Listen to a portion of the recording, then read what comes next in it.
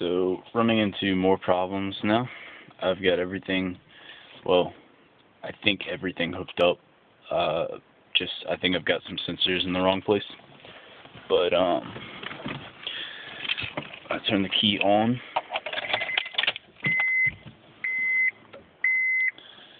Everything goes away except for check engine light and oil pressure light, or oil light. And then my oil pressure gauge has been jumping between like 1 and 2, but that's just probably, the sender. When I go to start it,